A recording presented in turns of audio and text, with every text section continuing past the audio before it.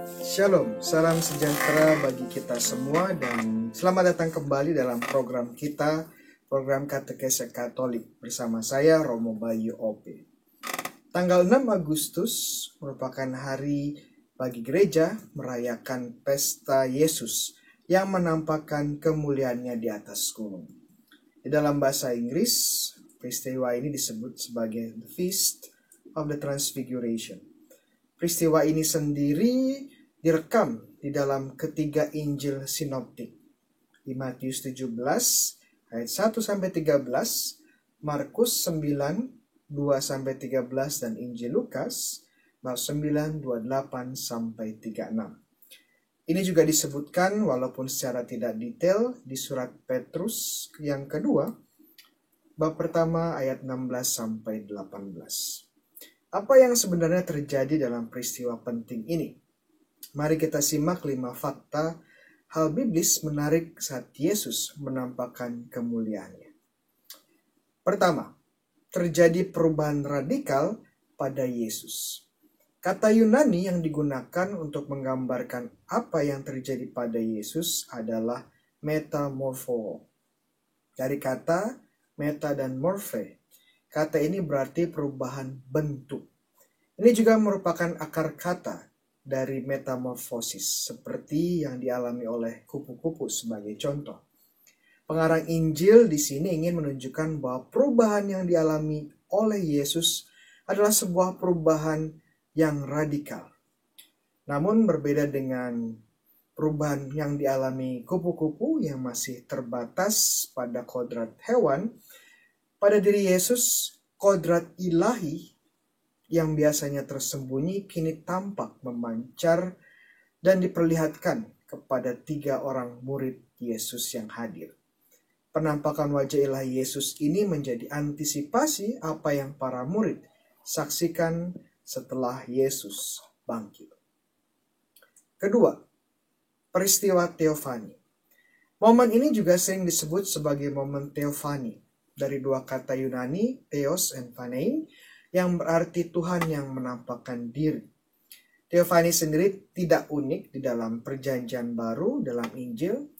Di dalam Perjanjian Lama sebagai contoh ada beberapa momen teofani, seperti saat Tuhan Allah menampakkan diri kepada Musa dalam wujud api di Keluaran bab 3. Ada juga saat Tuhan menampakkan diri kepada bangsa Israel dalam bentuk awan yang terang. Keluaran 40 ayat 34. Begitu juga saat Tuhan menampakkan diri kepada Elia di Gunung Horeb di dalam keheningan. 1 Raja-Raja 19:13. Tradisi mengatakan situs teofani Tuhan Yesus ini terjadi di sebuah gunung, yakni Gunung Tabor di Galilea. Yang menarik dari teofani di Injil Matius ini adalah Tuhan Allah menampakkan diri sebagai Tritunggal Maha Kudus. Ketiga pribadi Tritunggal Maha Kudus hadir dalam peristiwa ini. Allah Bapa di dalam suaranya, "Inilah anak yang kukasihi, kepadanya lah aku berkenan, dengarkanlah dia." Matius 17:5. Allah Putra yang adalah Yesus sendiri, dan Allah Roh Kudus yang hadir dalam bentuk awan yang terang, seperti dia menampakkan diri kepada bangsa Israel di padang gurun. Ketiga, Musa dan Elia. Musa dan Elia merupakan tokoh besar di dalam Perjanjian Lama. Menurut tradisi, Musa melambangkan hukum Allah.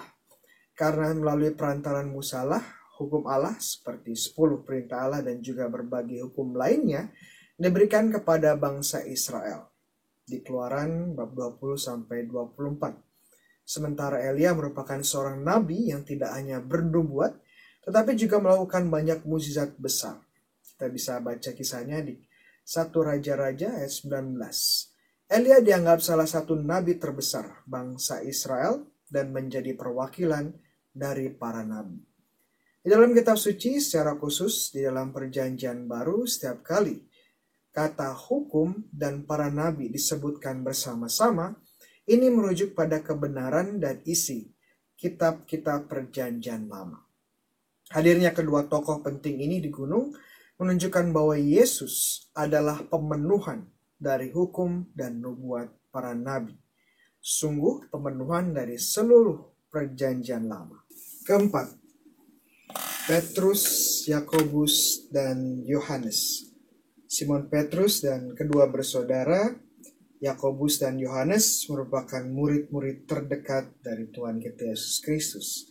Ketiga murid ini bisa disebut sebagai lingkaran dalam dari Yesus. Mereka secara khusus dipilih Yesus untuk menyaksikan momen-momen penting di dalam hidup Yesus. Mereka hadir saat Yesus membangkitkan putri dari Jairus di Markus 5 ayat 37. Mereka juga diundang Yesus untuk menemani Yesus saat dia berdoa di Taman Getsemani dalam sakratul mautnya. Matius 26 ayat 37. Petrus dan Yohanes kemudian kelak akan menjadi pemimpin gereja, dan Yakobus menjadi martir pertama di antara para rasul. Secara khusus, peristiwa Yesus yang menampakkan kemuliaannya dan ketiga murid ini mengingatkan kita akan 3 orang yang dibawa oleh Musa ke atas gunung Sinai untuk bertemu Tuhan Allah, yakni Harun, Nadab, dan Abihu. Keluaran 24 ayat 1. Kelima, identitas Yesus. Musa dan Elia juga adalah 2 tokoh di perjanjian lama yang melihat penampakan Tuhan atau teofani. Musa menjumpai Tuhan di atas gunung Horeb yang menampakkan diri dalam bentuk api di semak yang tidak terbakar. Keluaran 3. Elia juga berjumpa dengan Tuhan di gunung Horeb yang hadir dalam bentuk keheningan. 1 Raja-Raja 19:13. Kehadiran kedua tokoh besar ini di hadapan Yesus menandakan bahwa siapa yang mereka temui adalah Tuhan sendiri. Sama seperti saat mereka menjumpai Tuhan di perjanjian lama. Jadi kita bisa lihat dengan hadirnya 2 tokoh ini ingin menunjukkan bahwa siapa sebenarnya Yesus. Yesus adalah Tuhan. Dan Yesus sendiri yang dilihat, yang ditemui oleh Musa dan Elia di perjanjian lama. Demikian fakta-fakta biblis menarik tentang peristiwa Yesus yang menampakkan diri dan kemuliaannya kepada para rasul. Bagi teman-teman yang merasa katekese ini bermanfaat, jangan lupa untuk di-share. Dan bagi teman-teman juga yang ingin menyaksikan katekese Katolik berikutnya, jangan lupa untuk subscribe di YouTube account kita. Dan semoga Tuhan memberkati kita semua. Tuhan sertamu. Kita semua diberkati oleh Allah yang Maha Kuasa, Bapa, Putra, dan Roh Kudus. Amin.